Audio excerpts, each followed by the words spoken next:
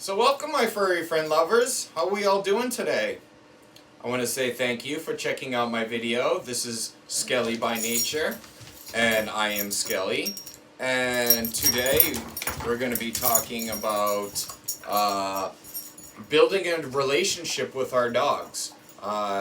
Sometimes we have obedience training that helps curtail some problems or get our dogs to behave and be obedient.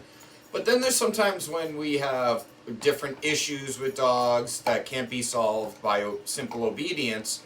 So sometimes we can go to the next step, which is going to be relationship exercises or leadership exercises, as I like to call them as well.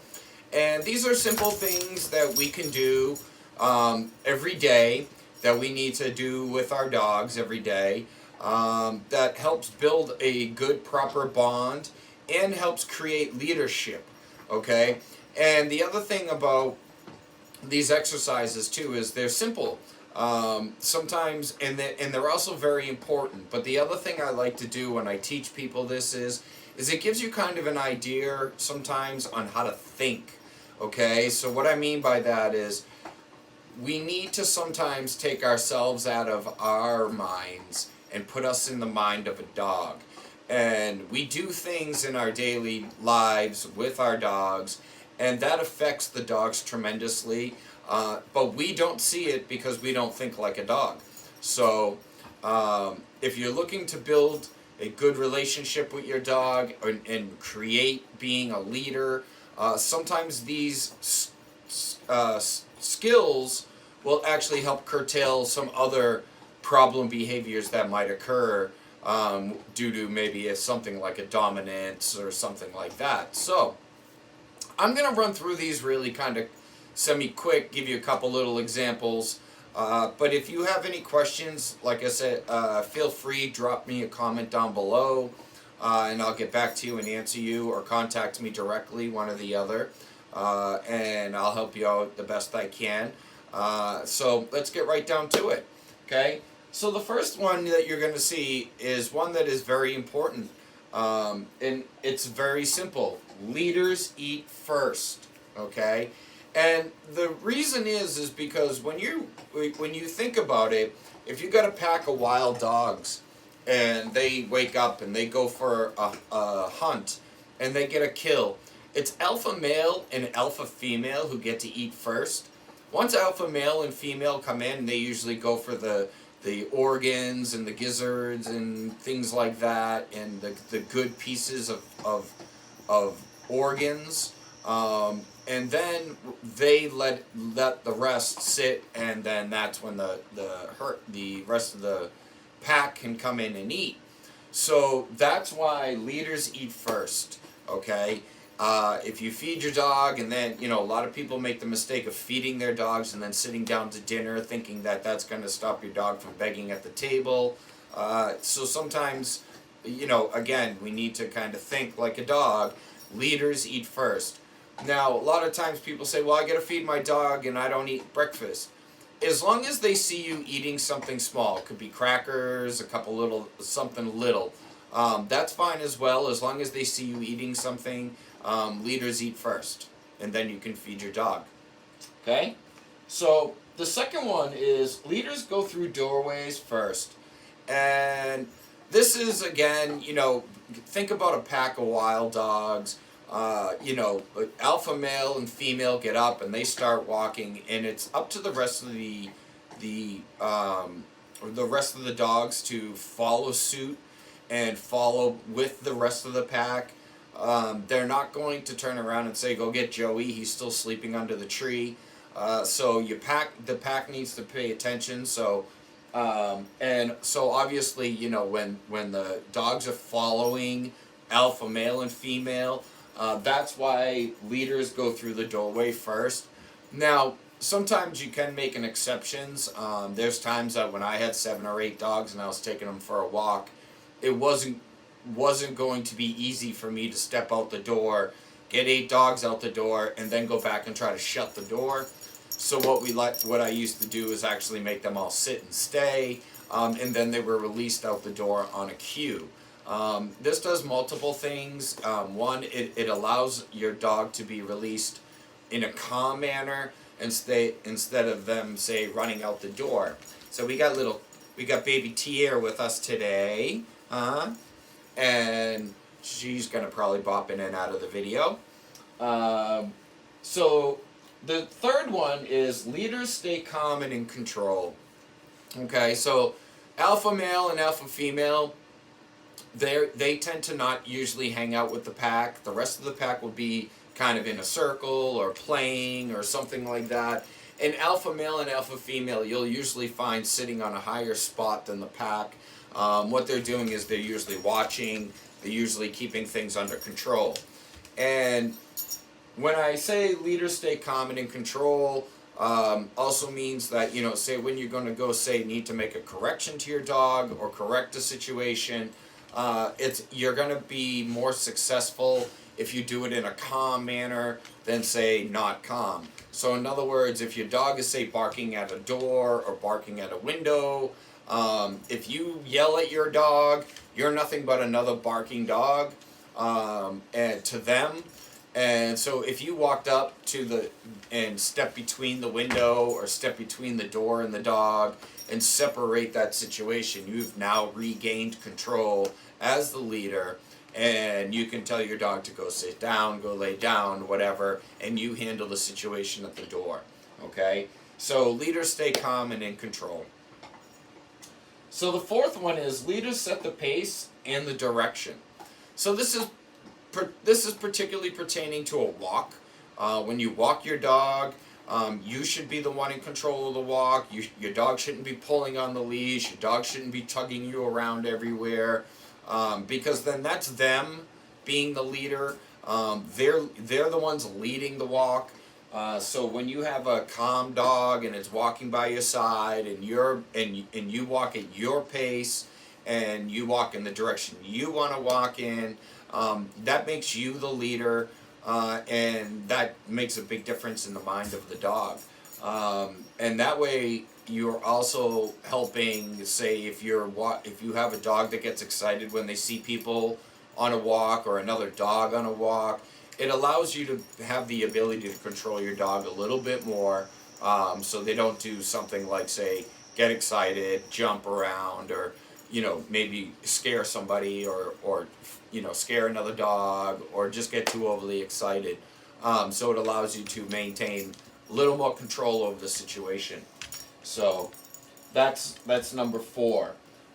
Number 5 is leaders don't let their personal space be invaded. Now, what I mean by this is we've all had that puppy or we've all had that dog that wants to jump into our laps, and they do it without us saying so. And you need to be a little careful about that. I always tell people, you have yourself a 2-foot bubble, 3-foot bubble around you, and you want to control that bubble.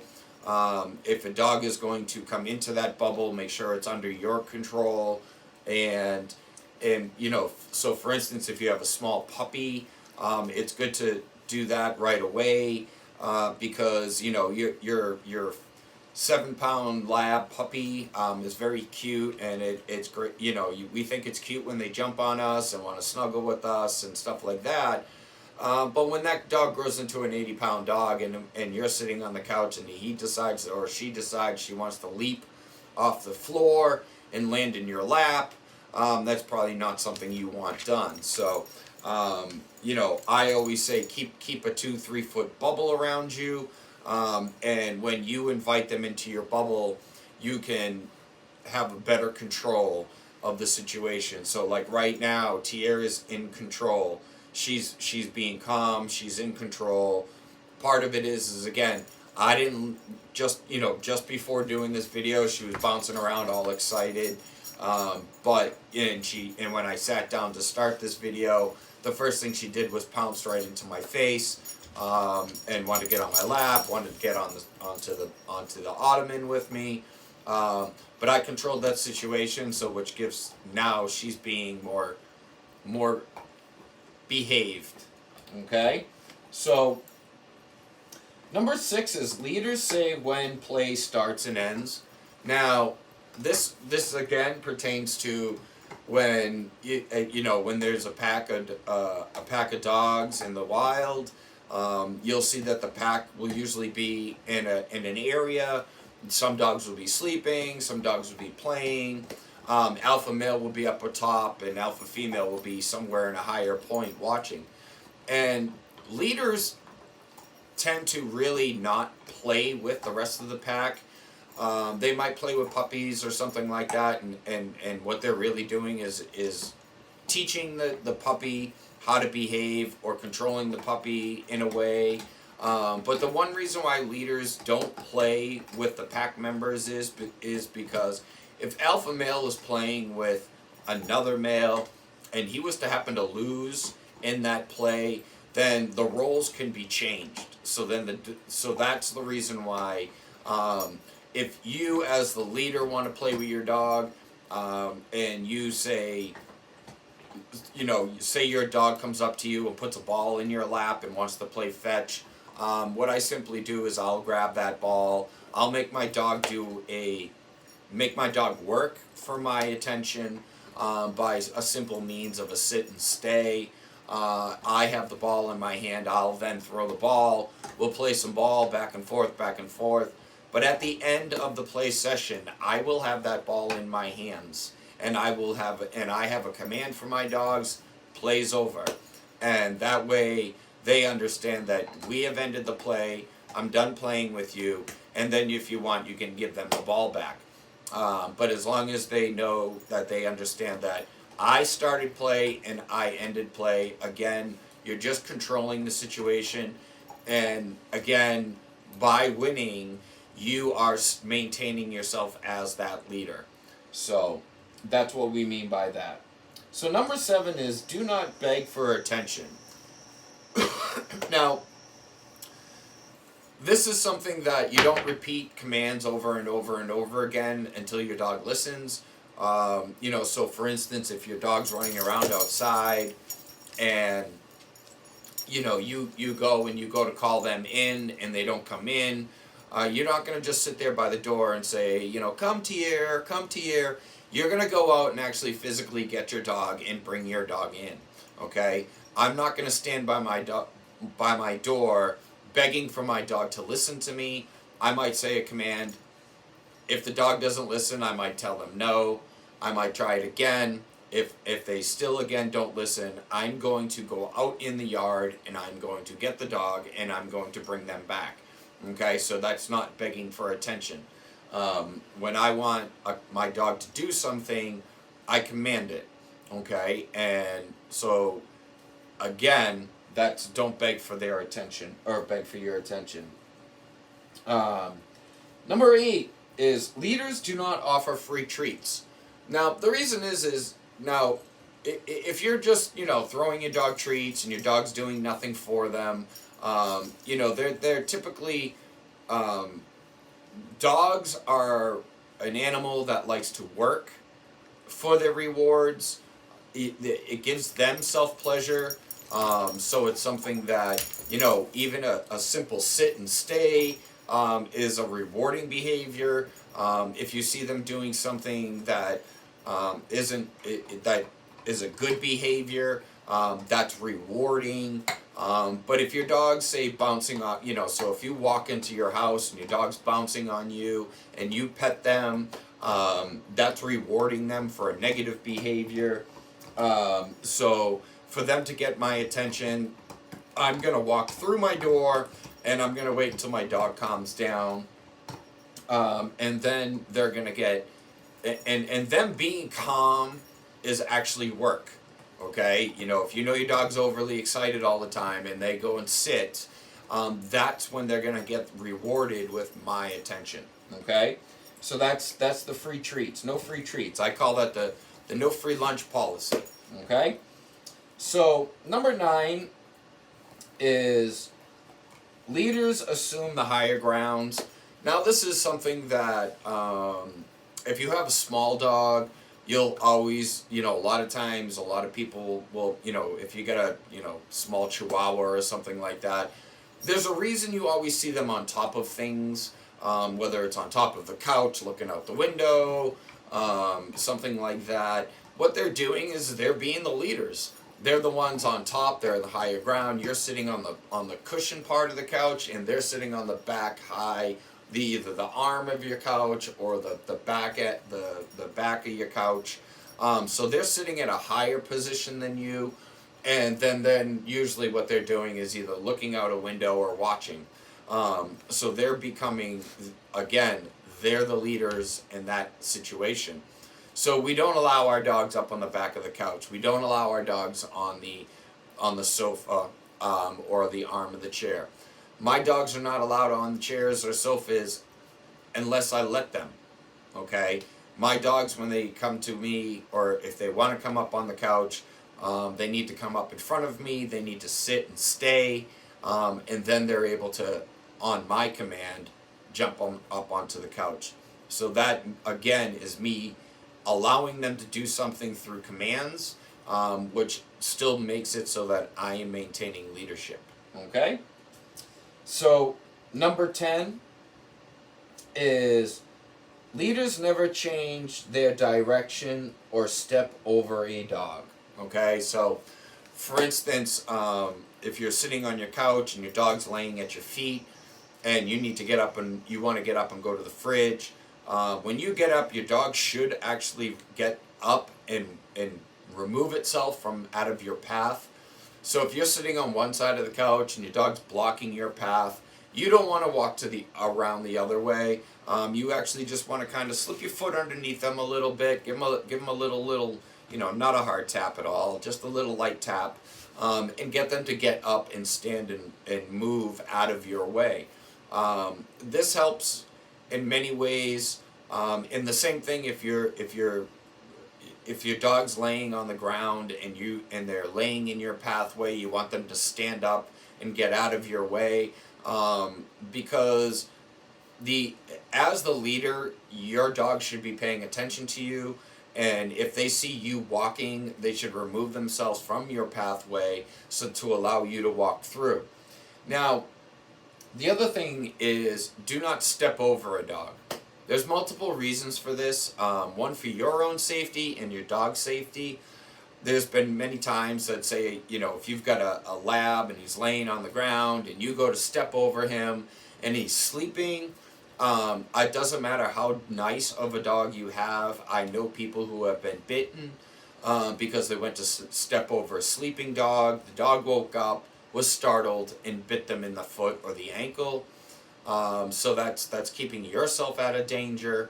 And secondly, if you go to step over your dog and your dog happens to stand up, and you happen to catch the side of your dog's ribs, it doesn't take that many pounds of pressure to break a rib. And then next thing you know, you're going to be making a visit to the vet for a very expensive vet bill. So, again, get your dogs used to standing up and getting out of your way. That's what they're supposed to do if you are the leader. And that, again, it's safety on your part and safety on your dog's part. And part of it, again, is because even when your dogs are sleeping or whatever, they should be paying attention to you. Okay? So, number 11 is leaders assign resting spots for the other pack members.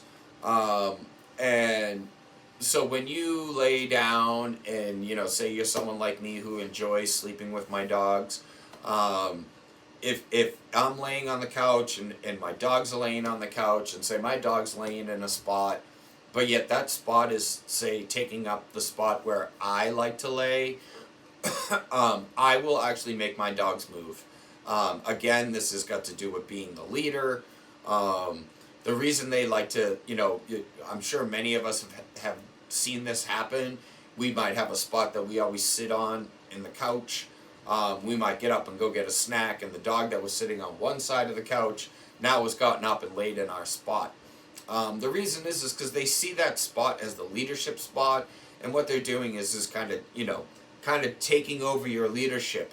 So when you come back into that room, if your dog's laying in your spot, make them get up and move, and you take your spot. Don't go sitting somewhere else. And again, what this is doing is redirecting the leadership and skills to you, okay? And so those are the steps to, the relationship exercise, or leadership exercises, as I like to call them. I hope this was very informative for you all. I hope you learned a little something. And again, sometimes you want to take yourself out of our minds, of a human mind, and put yourself maybe and think about what happens in the wild. Because that's how our dogs think. And so I hope you guys enjoyed this video. I hope you do me a favor, hit that like button down below, share this video, subscribe to my channel if you haven't already. And if you have any questions or anything like that, feel free, contact me directly. Put a comment down below. If you're interested in any type of training, feel free to hit me up. I offer Zoom training. We can set up a time in a day that's good for you. We do it right over either a Zoom call or some type of video conference. And we can go through some things. This allows me to give you cheaper training. It allows training to be done on your time and on your schedule. So again, if you're interested in that, just drop me a message, drop me a comment down below, or contact me directly. But until then, I've got some more videos coming out. I think I'm going to follow up a couple more videos. I'm going to start teaching you guys a little bit about dog posture. One thing about understanding dogs is learning dog posture. And with that, I think that's what we're going to be coming up for the next couple videos. So pay attention to that. And I look forward to seeing you guys in the next video. And until then, be beautiful, be awesome.